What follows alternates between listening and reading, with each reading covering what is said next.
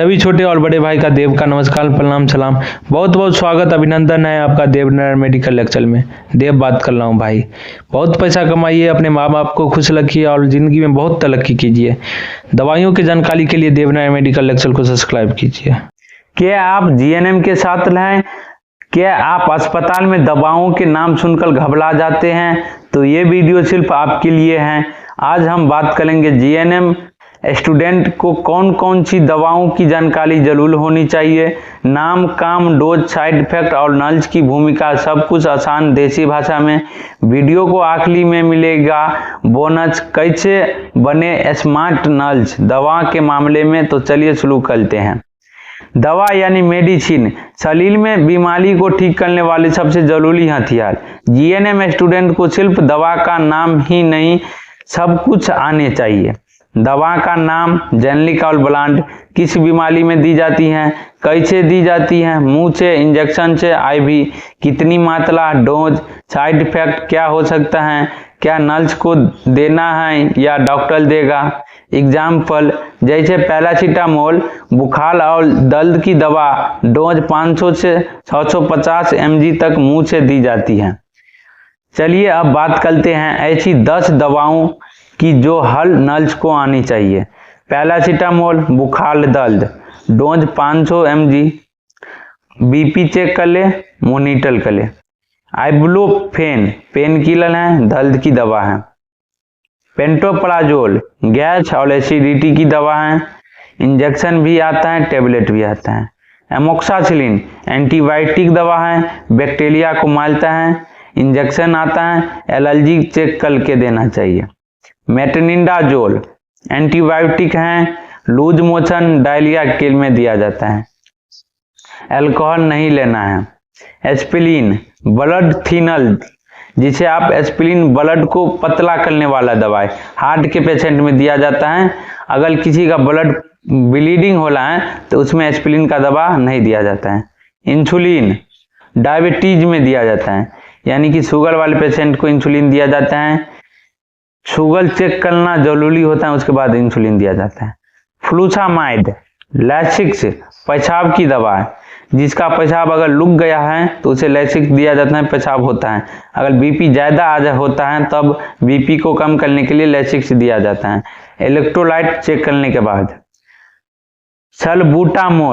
Salbutamol एक दवा की कंपोजिशन है। अस्थमा इनहेलर आता है, जो कि सांस लेने में परेशानी जिस पेशेंट को होता है उसे दिया जाता है। लिस्पिलेशन चेक कर ले। ओआरएस घोल, डिहाइड्रेशन, वोमिटिंग, लूज मोशन में स्लोली देना है।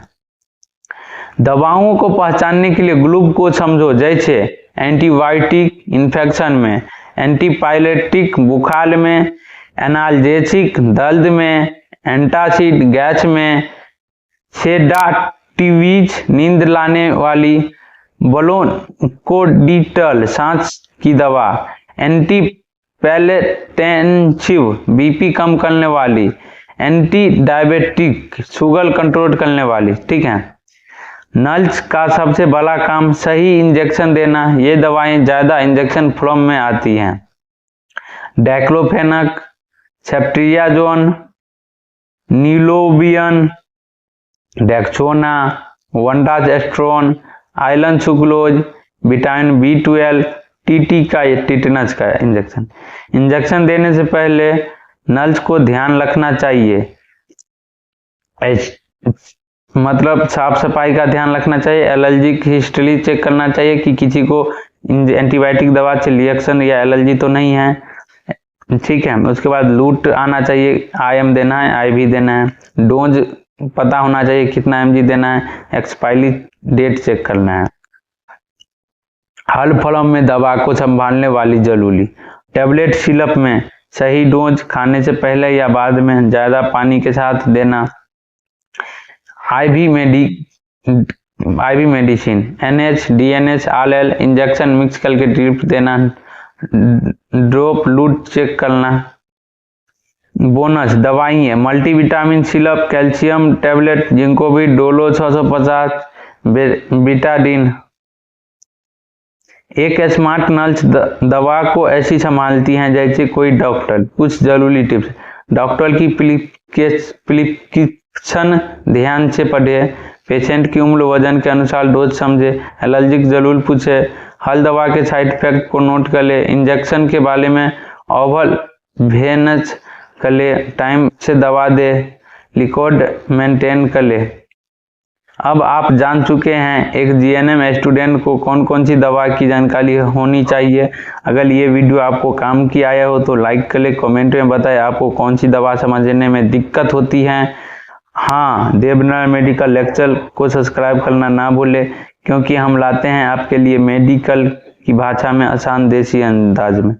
तो आपको ये सब दवा था जो आपको मालूम होना चाहिए, और ये सब तरीके अगर आपको वीडियो एक बार में समझ में नहीं आता है तो कॉपी कलम लेकर आप कॉपी पे नोट कर सकते हैं, या नहीं तो वीडियो को दोबारा देख लीजिएगा तो आपको काफ़ी अच्छे से समझ में आ जाएगा। ठीक है, क्योंकि आपको ये इतना समझने में हॉस्पिटल में कम से कम 5 से 6 महीना काम करना पड़ेगा, उसके बाद आप सीखिएगा। तो आप एक 5 मिनट के वीडियो में इतना सीख जाते हैं तो आपके लिए काफ़ी फायदेमंद है। ठीक है, इसमें से थोड़ा भी सीखते हैं तो काफ़ी फायदेमंद है। ठीक है, धन्यवाद।